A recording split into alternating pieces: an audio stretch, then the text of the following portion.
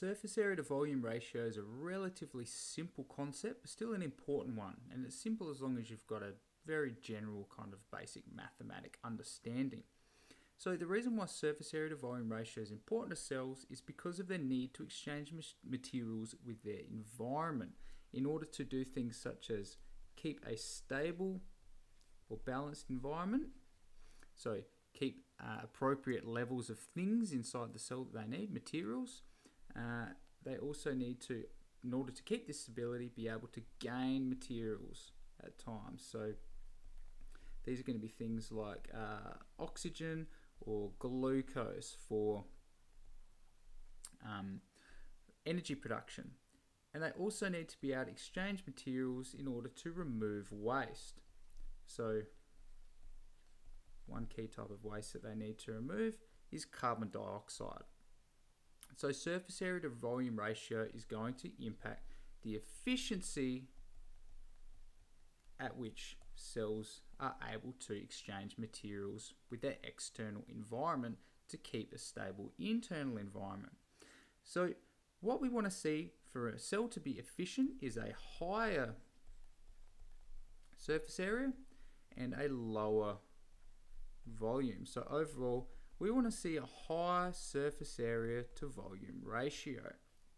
That's going to create optimum conditions for cells to be able to transfer or exchange materials with their external environment. Now, as cells grow and they grow over time, what's going to happen is surface area to volume ratio is going to decrease. So they divide. One of the catalysts behind cells dividing or splitting up is because they get bigger, their surface area to volume ratio decreases and they become less efficient at exchanging materials. So let's have a look at an example of that. Let's imagine we have a cell which is a cube shape. And obviously this wouldn't be the case, but we use this just because it's quite easy to do an example because the surface area and volume equations for a cube are quite simple. So let's imagine our cube-shaped cell has 3 centimeter sides. If we want to work out the surface area is going to equal 3 times 3, so 9. So one side times one side is going to work out the surface area of this face here, so 9 centimeters squared. And then we need to do 9 times 6, because there are 6 faces to our cube, to get an overall surface area of 54 centimeters squared. As for volume, the volume of a cube is just one side to the power of 3. So we've got 3 to the power of 3, or 3 times 3 times 3, which is going to give us a volume of 27 centimeters cubed. So overall, we can see that for this cube, our surface area to volume ratio is going to equal 54 to 27, or simply 2 to 1. Not a very high surface area to volume ratio. Let's imagine our original cell, so still has 3 centimeter sides, our original cube-shaped cell. Let's imagine that we divide it up. So a cell has the ability, somehow, theoretically, to divide into 27 separate cells.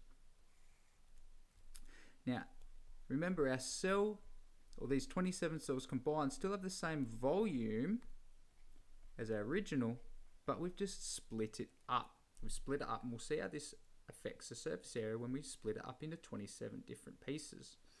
So let's work out our volume first. I'll do it up here out of the way so we don't get too confused. So remember our volume here for, remember this entire block of 27 cells. So 27 cells combined is still going to have the same volume as the original.